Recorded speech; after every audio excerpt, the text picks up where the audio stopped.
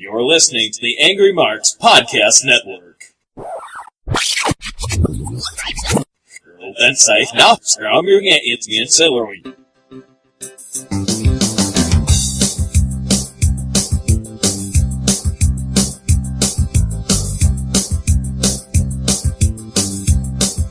Welcome, everyone, to episode 2 of the Angry Marks Rewind podcast here at AngryMarks.com.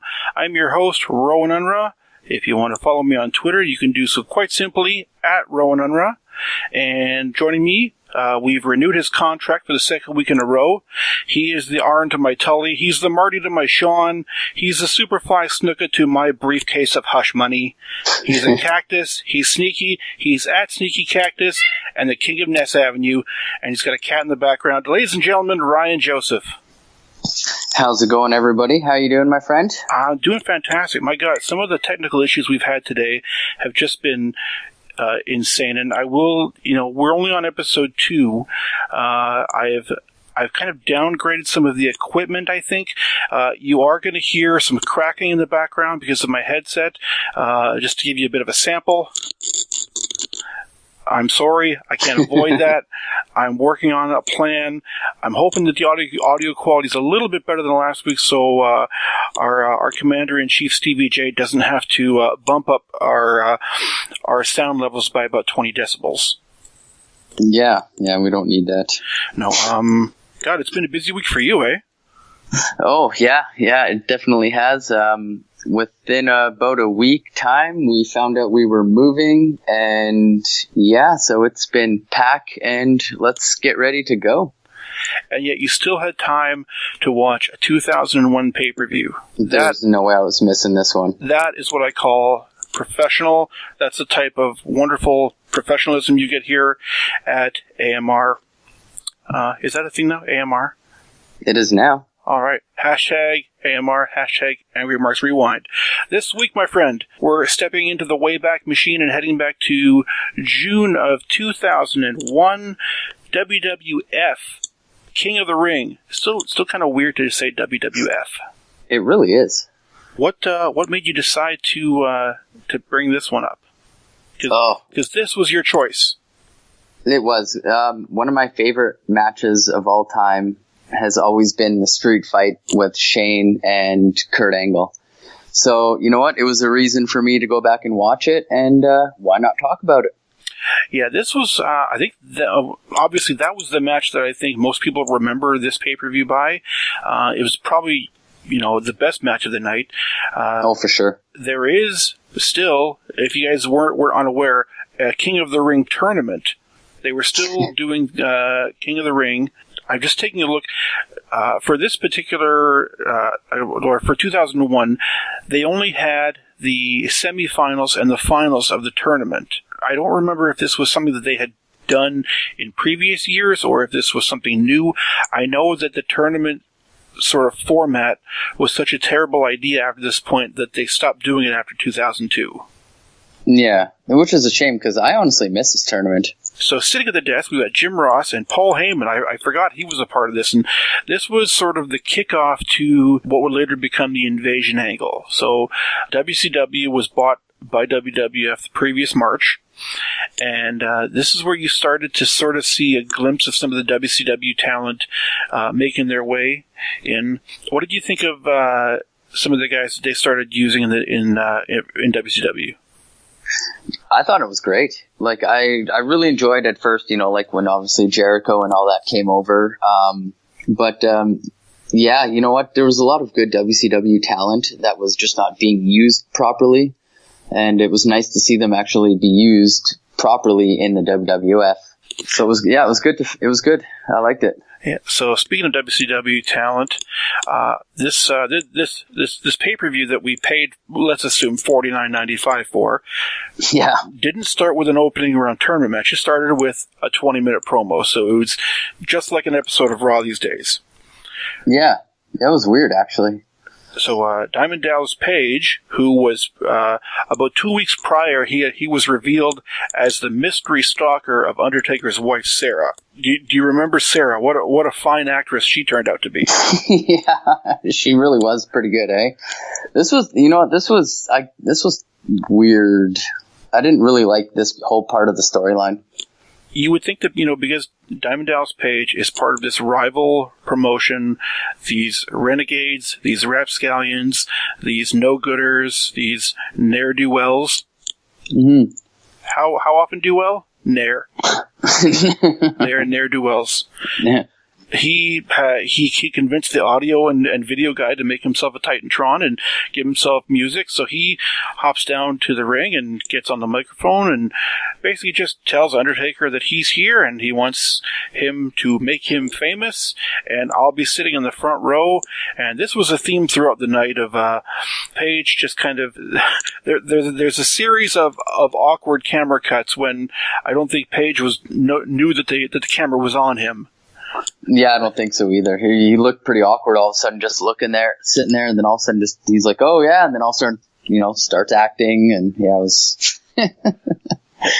He came to the ring with his own homemade sign that he had made at Kinko's that day that said, "Make me famous." And the lines were pretty straight. You knew that he used like Corel paint for this poster. Oh, he went hard. Yeah. So we got the opening match in the King of the Ring, which is a semi-final tournament. And here's the first, aside from the opening segment, here's the second brain fart I thought of this show is all 4 semi-finalists are heels. Yeah. Why is that? Was there no one, I'm just taking a look at the brackets here. That's when it was cool to cheer for the bad guy. And I wasn't aware of this, but did you know that Edge... So your 4 finalists are Edge, Rhino, Christian, and Kurt Angle. Did you know that the 4 of them were a faction called Team Wreck? When was this? Back... Apparently, I dove into the annals of King of the Ring history, and they were called Team Wreck, R-E-C-K. So I guess it's, Rhino, Edge, Christian, Kurt. And I guess the name just didn't take off. Well, I can see why. No, I did not know that. That's good to know. I didn't have to keep that one down in the memory bank. Right. This is important shit to know, right? This really is. So the opening match is it's Christian and Kurt Angle. We had good old Howard Finkel announcing. That was fantastic. Yeah, that brought me back, and it doesn't seem like it's been... It seems like it's been a long time since we've heard Howard. It really has. It was nice to hear his voice again, just, full announcing. Yeah, so the fact that they're all heels, I didn't. I guess they didn't think it was going to be a big deal. But Angle, he had a match with Shane McMahon scheduled for later in the evening. So there's not much to this match. None of the semifinal matches or any of the non-main event matches went over 11 minutes. Yeah, no, they were pretty short. So you knew that the 2 main events were going to be given a lot of time for this. Mm-hmm. Christian avoids the ankle lock early. He elbows his way out of a belly-to-belly. Angle hits one on the second attempt, and they take it to the floor where Angle's face meets up with the steps. I thought that Angle's selling... It was around this time where he became sort of comedy, goofy Kurt Angle. Yeah. To go along with Steve Austin, whose comic genius was at a peak later on in this show. Oh, for sure. Christian goes up to the top rope. He gets shoved off. Angle takes over. He hits a series of suplexes. Christian came back with a small package, but he got suplexed again. And Christian hits a spinning wheel kick. And then Shane McMahon comes out, and the commentators they're questioning why Shane came out. All baffled. So, long and the short of it, Christian tried to go for a cover after hitting the Unprettier, and the ref was going to count, but Shane took out Christian, and no one could understand why. It's like, he's supposed to be Kurt's enemy. Why isn't he causing Kurt to lose? And all kinds of different ideas of what they thought Shane's motive was, but we pretty much figured it out after about 10 seconds. Yeah, it's not really hard to figure out what the whole motive behind it was.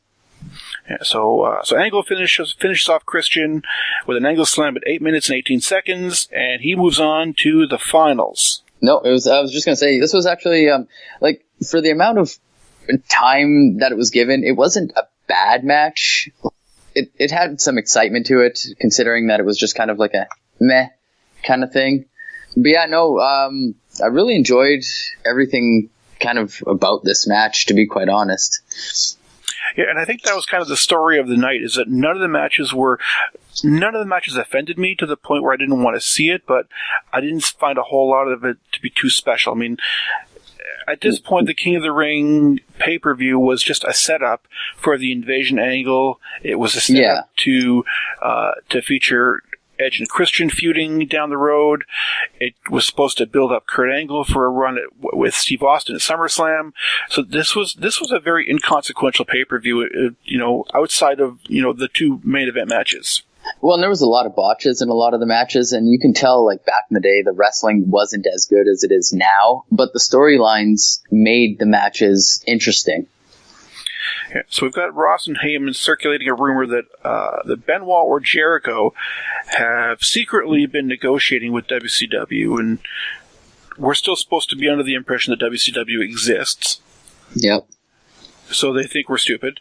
And they're going to take the title, if they win, to this non-existent WCW, where it's common knowledge that both of them were severely mistreated. So why would they go back there?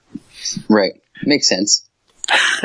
We've got a video recap of Sarah Taker being stalked. I thought actually this was pretty well done, and the revelation that it was DDP at the time I thought was pretty huge, and there was some conjecture whether it was either Mankind or Kane or someone else that wasn't on the roster.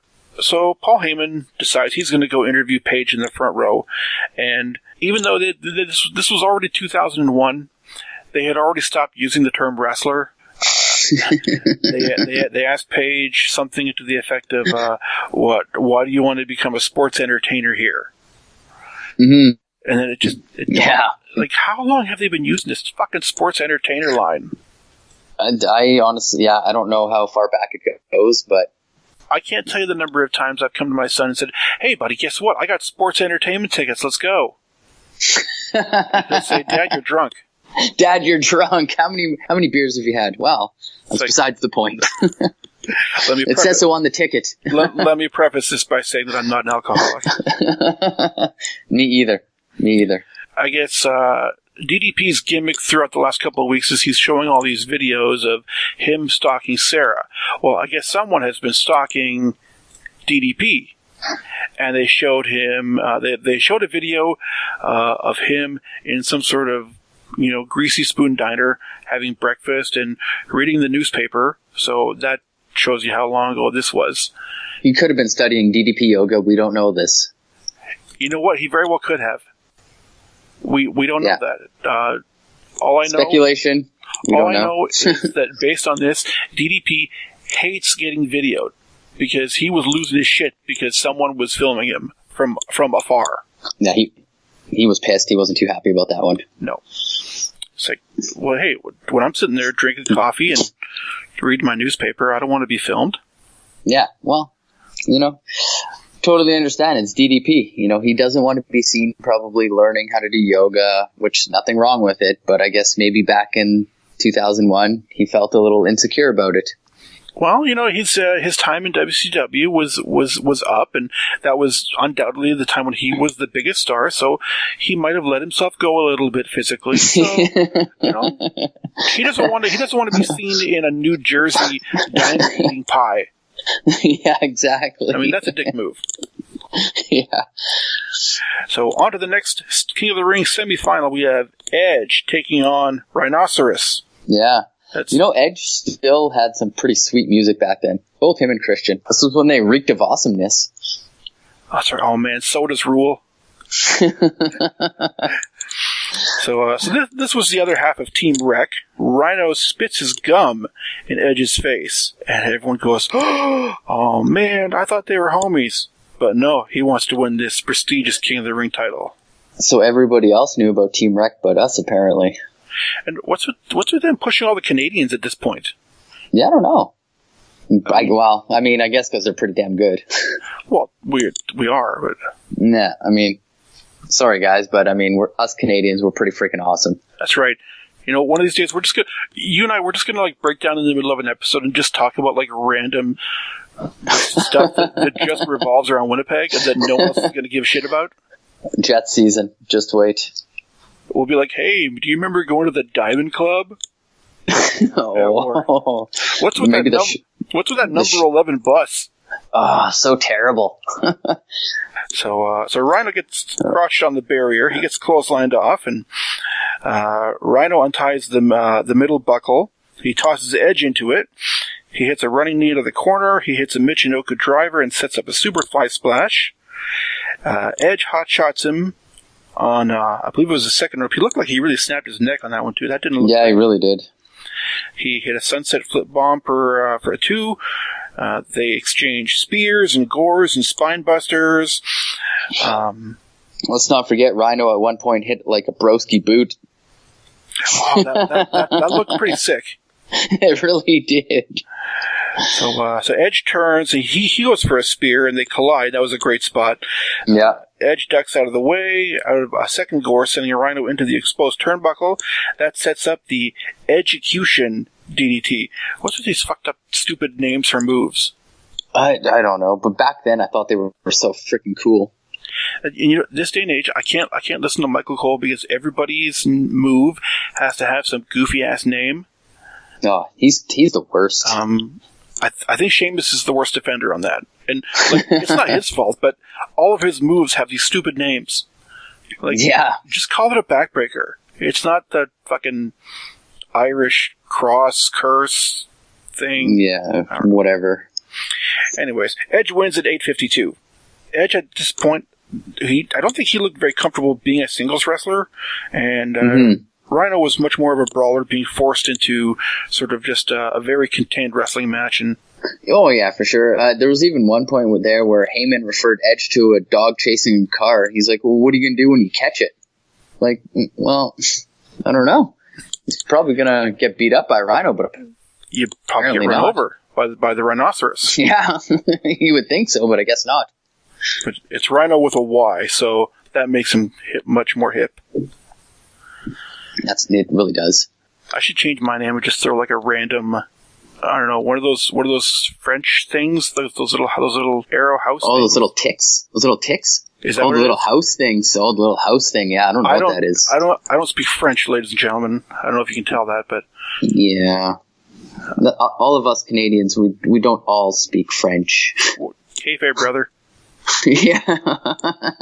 Damn it. So we have a backstage pre-tape promo with Spike Dudley, who, of course, at this point was dating Molly Holly. So cutest couple ever in WWE. Lucky him. Molly was fantastic. Oh, for sure. So they're just kind of sitting in the empty arena, as one does at these shows. Yeah. Says they have a big surprise for Bubba Ray and Devon. The tag titles are coming up. We then go to another backstage spot where Taz was interviewing Chris Jericho, and Taz brings up the rumors. Yo, Chris, there was a rumor. That's my red hook. That was really good, actually. I don't know if you guys know that was not Taz. Okay, everybody close your eyes. Okay, are you ready? Yo, Chris Jericho. Here's Taz. Now that I closed my eyes, I'm dead ringer. I'm convinced. Well, I am also, a 5'5" stout New Yorker.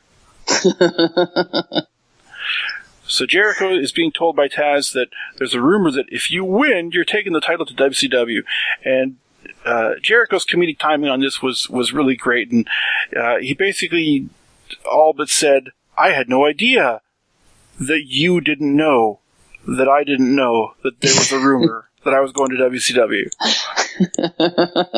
He cleverly beat it around the bush so good on this one. He said that WCW might be a more livable place to work now that Shane McMahon has taken over.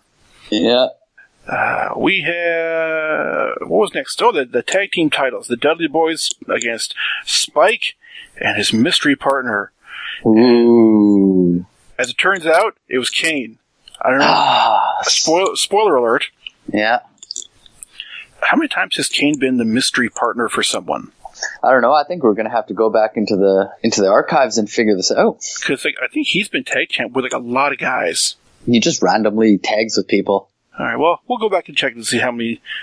We'll get back to you next week, folks. Yeah, that's right. It's going to take us a week to figure this out. If only there was some sort of archive device of information that could bring forth this type of information. But since I know of none that exist, I guess we'll just move on. Yeah, we'll have to wait. So Kane comes down to the ring. Spike charges into the ring, but it's Kane who winds up cleaning house. Devon fakes a leg injury, and then he yanks Spike down by the hair. Spike plays babyface in peril.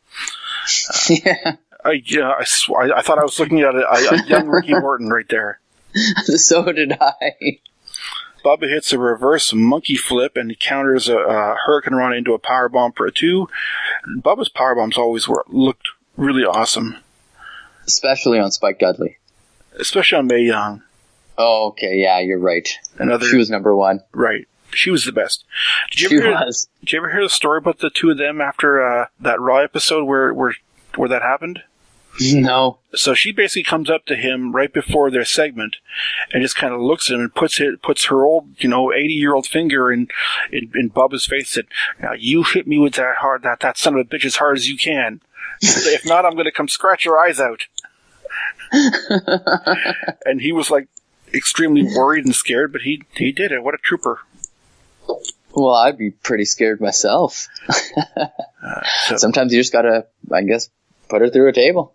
Sometimes I threaten the wife with putting her through a table, but I feel like she'd probably reverse it and put me through the table. Yeah, let me know how that goes. Yeah, I will. Don't worry. Well, see, now it would work now because all your furniture's gone, isn't it? Well, it's here, but it's a lot more open. It's just you sitting in an empty room with a laptop or your phone. It pretty much is kind of what it's like. This is like starting your own business, but with nothing. So where are we? Oh yeah, in the middle of this. No, sorry, we got off topic there, folks. It's going to happen a lot. Yeah. So Kane gets a hot tag. He cleans house again. He hits a power slam, bulldog style, on Bubba. Devon's kind of late making the save here, so Bubba has to kick out.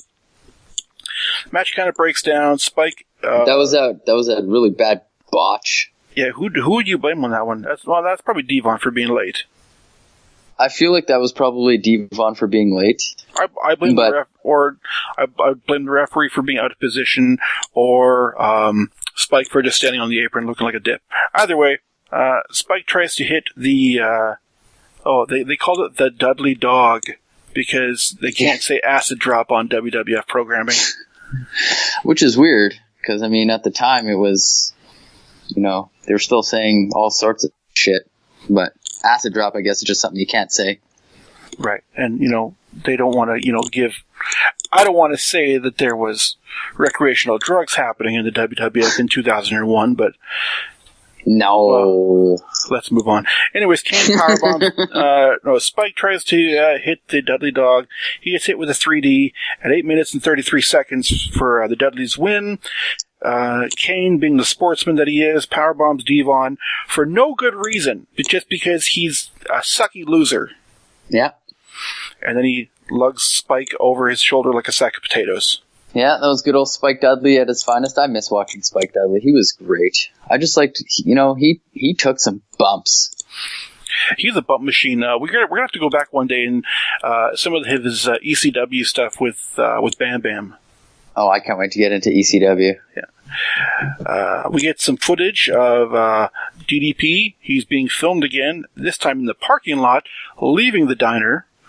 And he gets in his car, and he drives away. And I couldn't tell, but it looked like he was driving a 1992 Toyota Tercel. I'm pretty sure he probably had a screwdriver in his hand, too. Kind of looked like it, the way he was dressed. I don't think he had keys. Like, in WCW, didn't he have... shut up, my cat is just freaking out here. I don't know why. Probably because I'm in his space. We're busy.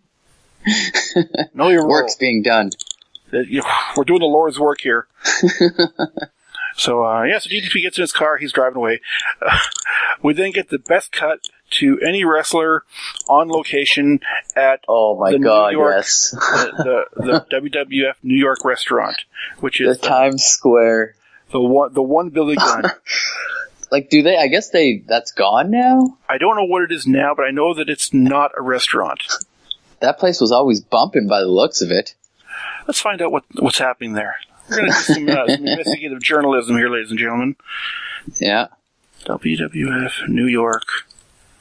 But man, Billy Gunn Kill this some time restaurant here while I'm doing this. Oh, Billy Gunn at this restaurant was fantastic. He was pissed that he was not at the King of the Ring. What did he say? He was there in 1993. Is that what he said? 1999. 1999, and he was pissed off. He was in New York just doing nothing. I bet you he was probably drunk.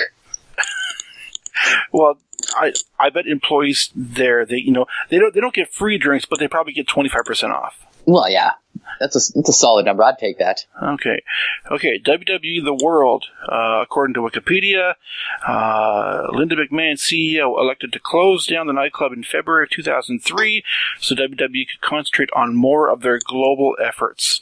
The retail shop closed 2 months later. That meant WWE Niagara Falls was the only official WWE retail store in the world. Well, there you have it, folks. I'm so glad we figured this out.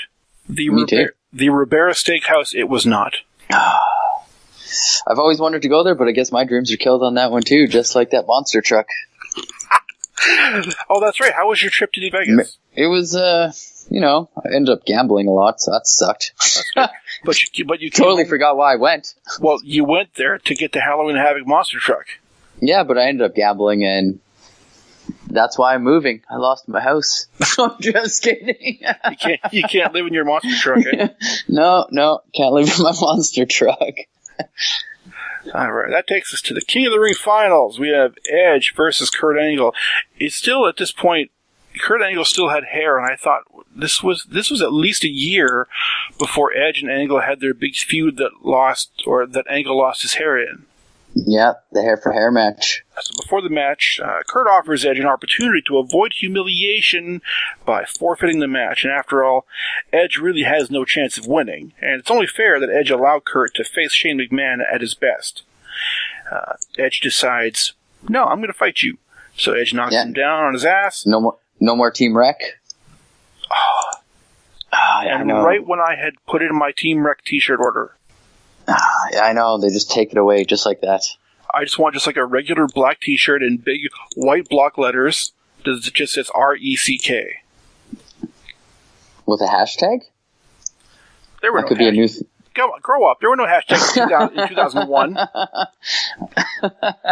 Oh, yeah, that's right. We're going back. We're not trying to paint some picture of something that didn't exist. Oh, man. Yeah, I think I was... How old was I in this? 14, I think. Yeah. I would have been. Good times. Let's see, 2001. Okay, Nathan would have been 1 year old, so I would have been 24. No, I was 17 in this one. Okay. Not too bad. All right. And now we're just old fuckers. Oh, God damn it. Back to the match. Back to the match, so... We were at the very beginning here, basically, where Angle tries to convince him to not fight him. Yeah, so Kurt, I can't read my own writing here. Kurt gets crotched and superplexed for a 2. Edge then catapults him into the buckle. Edge reverses an ankle lock into a roll up for a 2. He hits the Edge-o-matic again for a 2 count.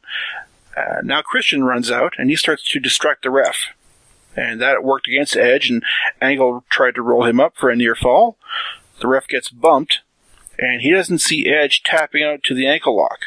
So Edge at this point is still a nice cowardly heel that is tapping out to submission holds when there's no ref. Yeah.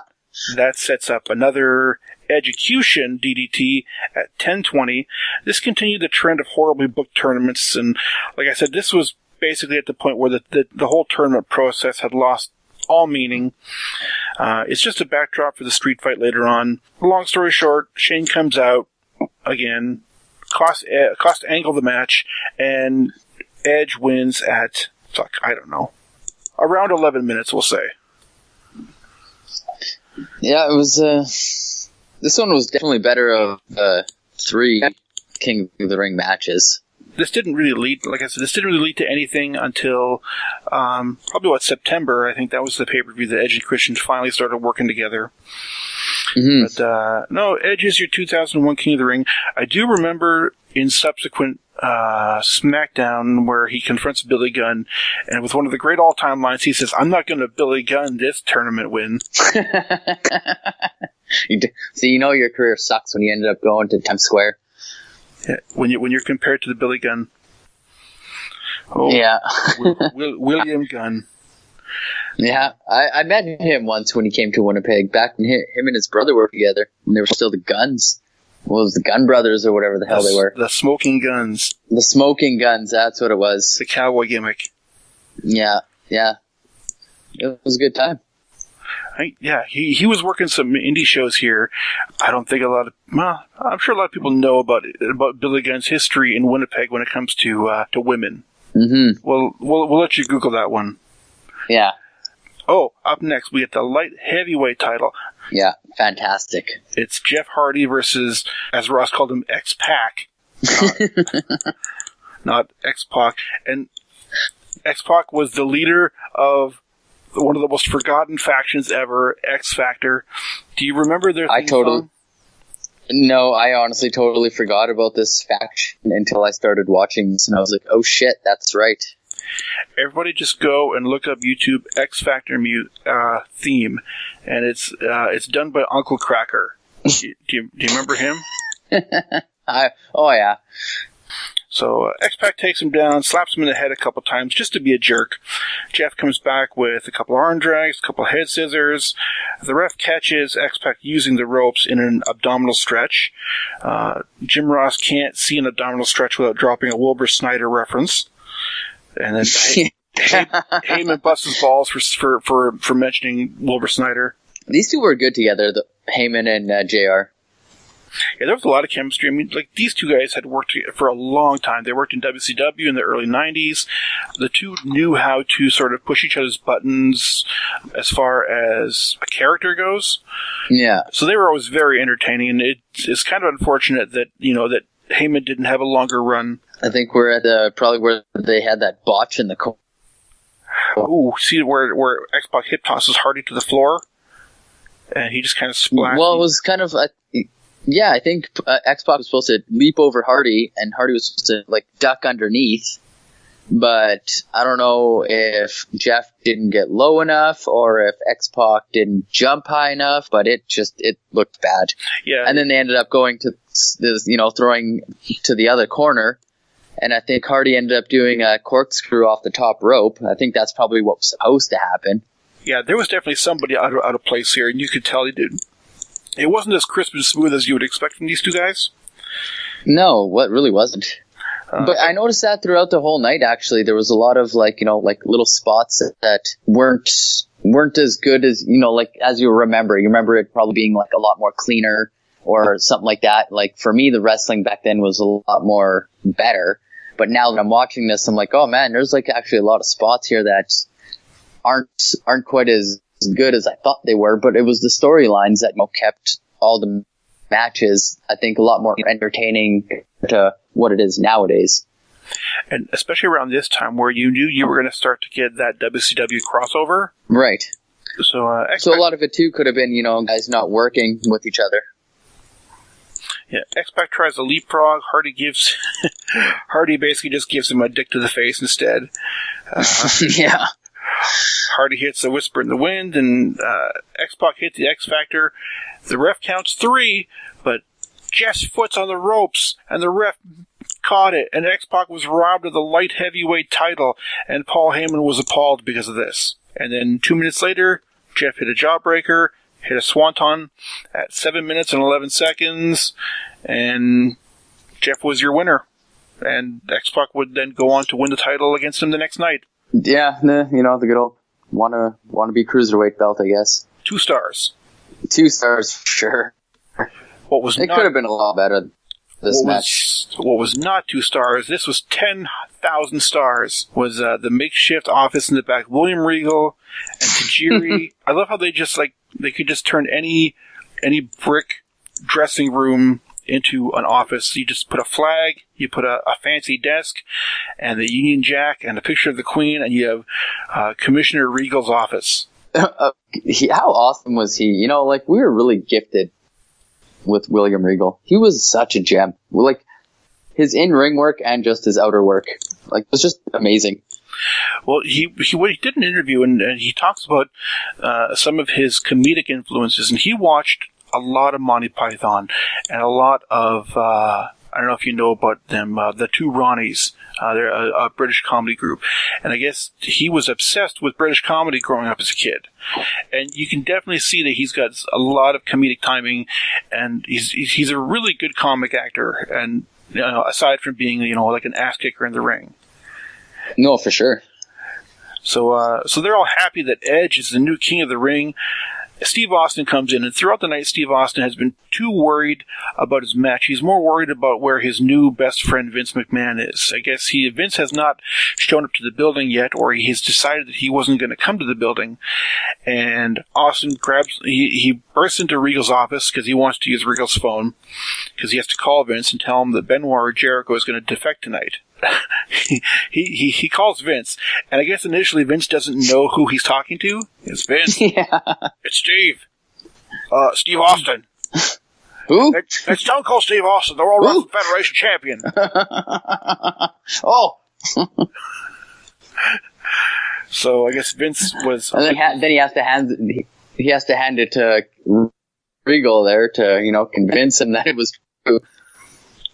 Yeah, both of them just, and that the two of them didn't rehearse this one bit. Oh no, this was a really good segment. Yeah, it was funny. Austin's like, we'll call it. And Tajiri, the whole time Tajiri, just standing there like a good servant.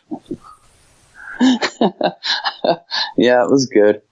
But no. This had more stars than the Jeff Hardy and X-Pac match. It did. It's a mathematical fact. Yeah. We're back in the arena, and now, again, we're watching, they cut to DDP, who continues to freak out because someone is showing him walking in the parking lot. My God, he's still following him. Oh my God. And he finally gets fed up, and he hops the ring, and he grabs the microphone and says, "What are you waiting for? Huh? Come on, Taker, make me famous." He's mad. And then it's revealed that the person filming him is Sarah Taker, and she turns the video camera around to face her and her 75 teeth. And no, don't. I'm sure she's a lovely person, but don't zoom in on her mouth. So Paige is in there. He calls out Undertaker. No. Undertaker comes out. They fight. They throw things around. Sarah comes out. Sarah is still filming this, by the way, on a Sony camcorder that was approximately the size of a cinder block. And this went on for what I wanted to think. What was fantastic was the good old rolling. Oh, that's true. That was great. What happened to your sound? Did you lose? We got a different sound out of you now. No, man, we're getting some bad connection here. Say something, damn it. Okay, everyone, we're gonna do a quick edit. We'll be right back. Hello. We're back. We're back. Okay. Enough of this rinky-dink technical bullshit stuff. Where were we? We were at, we just finished X-Pac and Jeff Hardy, right? Yeah, we were at the DDP one. Let's see here. Where were we? Technology, ladies and gentlemen. Yeah. See, I lost my notes. God damn it! I moved from the closet to the back bedroom, so hopefully my Wi-Fi doesn't crap out on me here. I'm pretty sure this was my Wi-Fi. Unbelievable. Yeah, so basically Undertaker and Paige beat each other up for close to about 10 straight minutes. Yeah, you had good old rollin', American Badass music hit. Yeah. It's funny, Paige calls him out, he knows he's going to get an ass whipping, but he just kind of stands there and doesn't. He just takes it. So DDP's a man. Yeah. And then good old Sarah comes out with a good old camcorder. I thought for sure she was taking a bump. There were times where Paige was sort of crawling towards her, and I guess nobody clued Sarah in that, you know, you're supposed to sort of back away from the wrestlers. And yeah. I thought for sure that Paige would, you know, grab her, and, you know, I was hoping that he would give her a diamond cutter right on the stairs, but that didn't happen. Damn it! Who writes this shit? All right, so let's get to the first of our double main event here. It's the street fight between Shane McMahon and Kurt Angle, and like we said at the onset, I think this was the match that everyone sort of remembers what this whole show was about. Going back and watching again with 2018 eyes, there's a lot of stuff here they didn't need to do, and I was closing my eyes and cringing, even though I had seen this match a number of times, as I'm sure you probably have as well. Yep. Some of the spots in this match, they didn't need. No. I was recently watching an episode of Table for Three, and they had Angle and Shane and someone else at the tip, doesn't matter who, and they were all just joking and laughing. It's like, hey, remember when I threw you through a window? Yeah, that was fucked up. Oh, remember when I whatever? Ha ha ha! We're all buddies now. Yeah. This was a street fight. So Kurt gets an amateur position, and he challenges Shane a couple of times to roll with him amateur style, and of course Shane just gets schooled and gets beaten down. I won't go through. Well, you got to play dumb and be like, okay, you know what? I feel like I can take you. Australian Olympic gold medalist versus me. I've never done anything athletic in my life. I own WCW. I own a fake company, so I can take this dude out. So Angle challenges him once, and they roll around a little bit. Then some shit happens. Then he tries it again, and Shane's like, "Wait a second, I know what I'll do. I'll kick him in the ribs." And kick him in the ribs, he did. And the crowd was loving this. Although, so Angle is supposed to be the heel, but Shane, who's a babyface, owns the heel competition company. Is that right? Right. Who are we supposed to get behind in this match? The fans seemed like they were behind Shane. But why? I don't understand it at all. I've never understood. Well, I know why Shane is able to, like, Shane gets to do all of the moves. Yeah. And he doesn't get held back, so people think that when they see a Shane McMahon match, they're seeing something really special. But the truth is, he gets to steal from all the other workers. He doesn't get any limits or any limitations put on him, so he can do whatever he wants. And it was fucking awesome. Like when Steve Blackman hit him off the Titantron and he fell. How amazing was that? He just did the big nesty plunge. Yeah. So we won't go through everything here because it's 11:15, and we just spent 20 minutes trying to figure out this recording bullshit. So technical difficulties. I'm gonna put up a test pattern when we do this in post. Like test or like a test? No, we're not talking like WWF test, are we? Oh man. What a great angle that could have been. He walks out with a multicolored striped shirt, and they just call him the test pattern. That's so much better than testicles.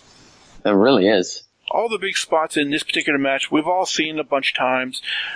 Angle attempting multiple belly-to-bellies through that pane glass window. It didn't work the first time. It worked the second time. Sweet Jesus, did it work the second time. Oh, the first time, though, do you hear his head hit the ground so hard? Oh. That is a concussion waiting to happen. Oh, for sure. And then I'm pretty sure you hear Kurt Angle say something like, "Hey, you okay?" And then they get up, and then Shane's like, all you hear is, "Throw me, throw me, throw me." Yeah, and then all of a sudden, bang. Shane's just like, "Do it again." Yeah, and bang through it. I'm like, holy shit, does he go through that? There's a lot of really impressive looking spots in this match, but there's also a lot of stalling. There's lots of time where nothing is happening, or they're just in recovery mode. Yeah. So it's considering the fact that they took retarded headshots. Like, I mean, when Kurt Angle took the garbage can lid. Garbage can lid. About 5 unprotected shots with the garbage can. And yes, it's just a thin, it's thin. I'm not the one taking the shot. It's a thick aluminum garbage can lid. 2001, it was probably a lot more solid than it is now. And he took those hard. Same with the street sign. Right on the side of the head, top of the head. And Angle's, he's a fucking maniac, so of course he's not putting his hands up for nothing. No, they're both taking it straight to the dome. So there's this big hunk of plywood. They get they're back in the ring. Shane is on top, and you'll notice about a minute into this match, and this is one thing they talk about on the table for 3. Angle gets color really early in this match, and it's not from anything heavy. It's just from a quick little jab that Shane throws at him. Shane goes for a kick.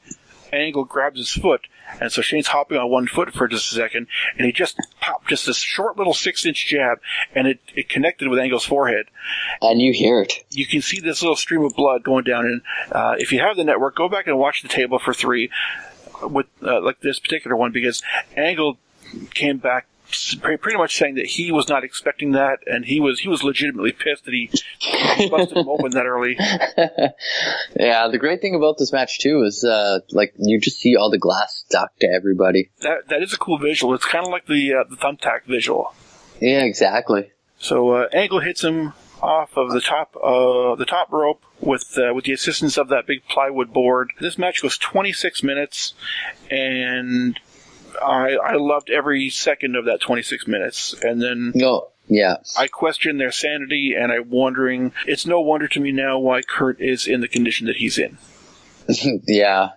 It's cool too. The fans gave both guys a standing O as they were like basically carried out of there. So that leads us to our main events for the WWF Heavyweight title. It's a triple threat match. Steve Austin defending against the soon-to-be WCW-bound Chris Jericho and Allegedly. On the network, it says Steve Austin and Chris Jericho in a title match.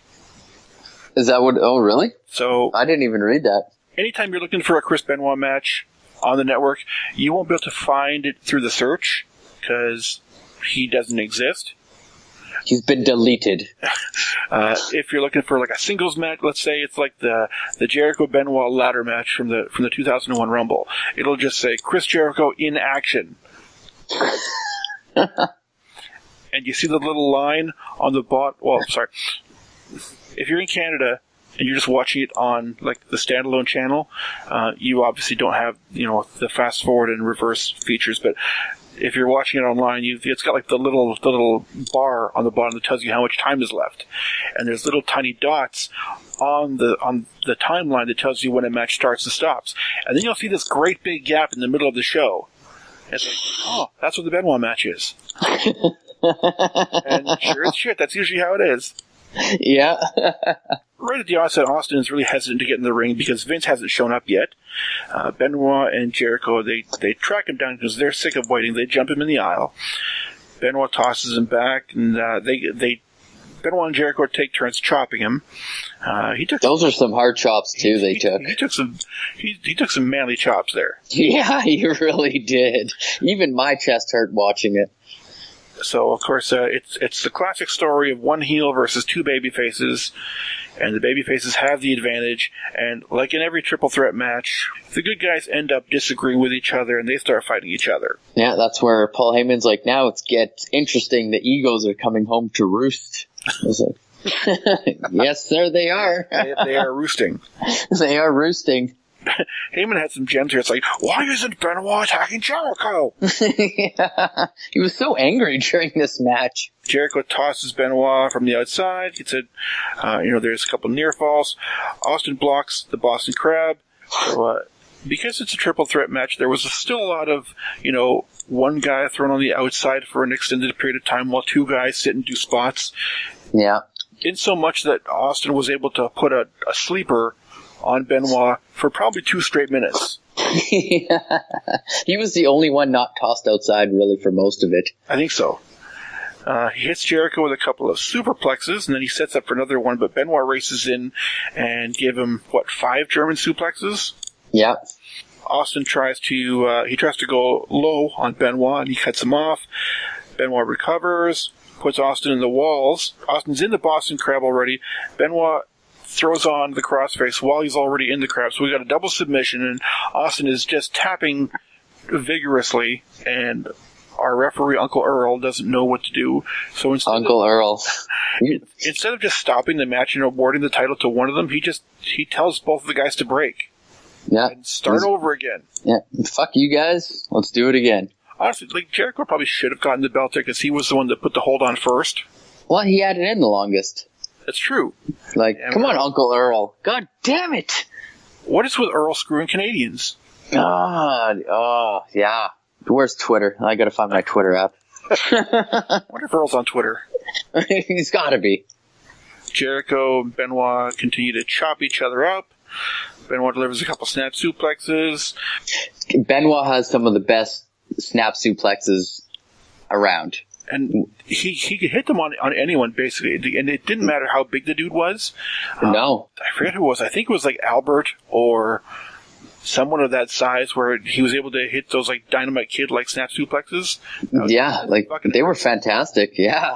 So Austin, at this point, he's been on the floor for a little while now. The referee's down, and who should hop the rail and attack our champion but the WCW champion Booker T? Can you dig it, sucker? This was the best WCW had to offer. Yeah. Basically, at the time, when WCW was bought up by WWF, there was a lot of guys that still had the guaranteed contracts, and a lot of guys like the Nashes and the Goldbergs and the Ric Flairs, they just decided, well, fuck this, I'm getting paid, I'm not going to come in and, take bumps for 30 cents on the dollar.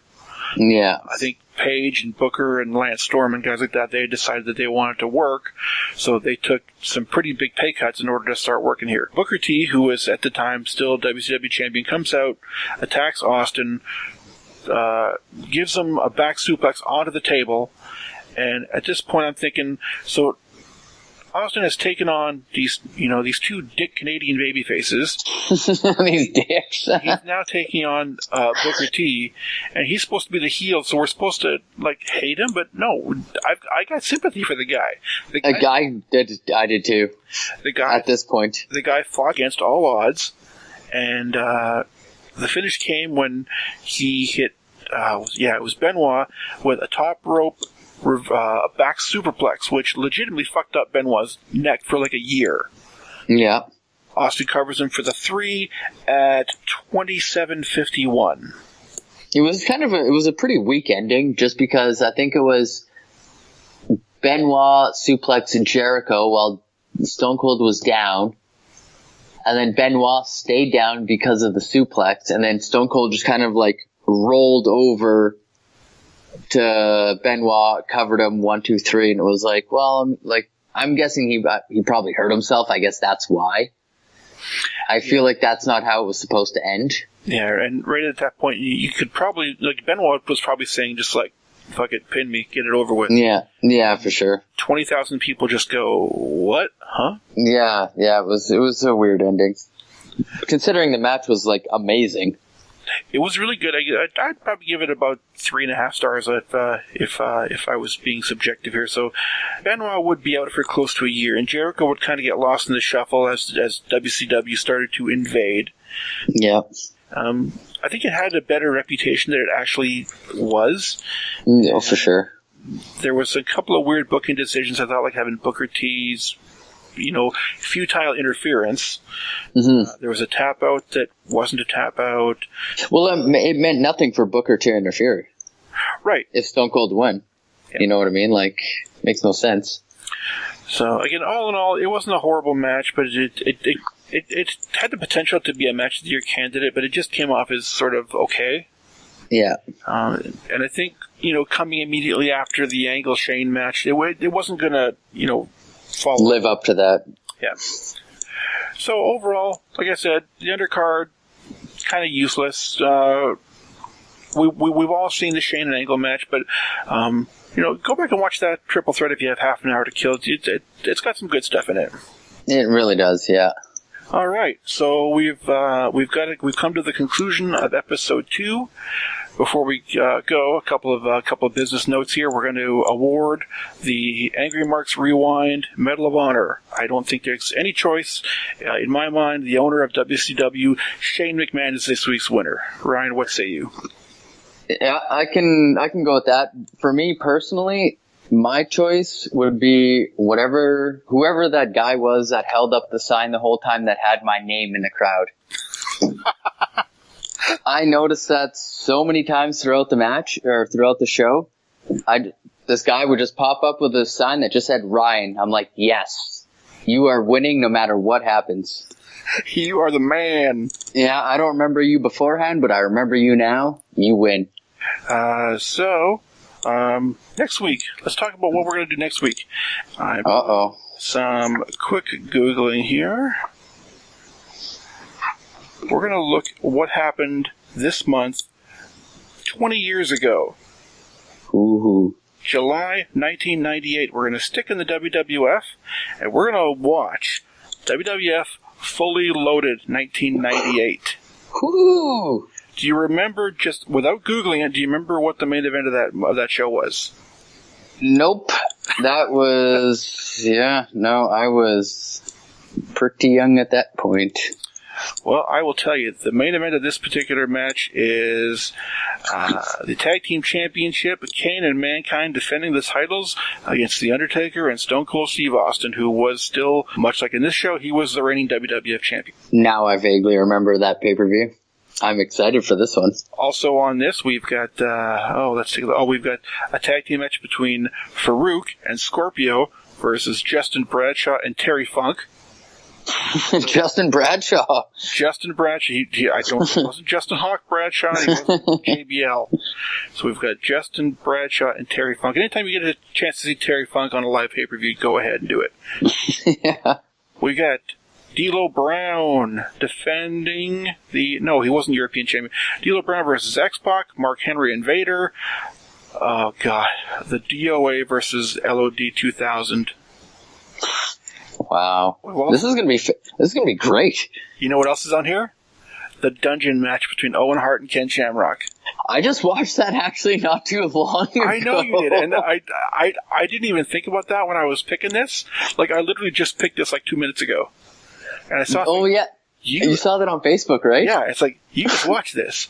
And I made the comment that Stern Dan Severn was the best man that ever lived. Yes. Also, The Rock versus Triple H in a 2 out of 3 falls for the IC title, and Sable and Jacqueline in a booby contest. So this would be great.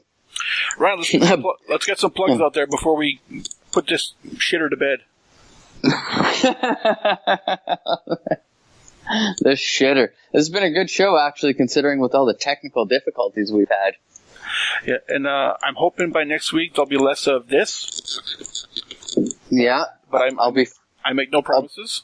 I'll be fully moved, so hopefully this will be less rushed. Oh, that's very right. Well. You'll no longer be the king of Ness Avenue.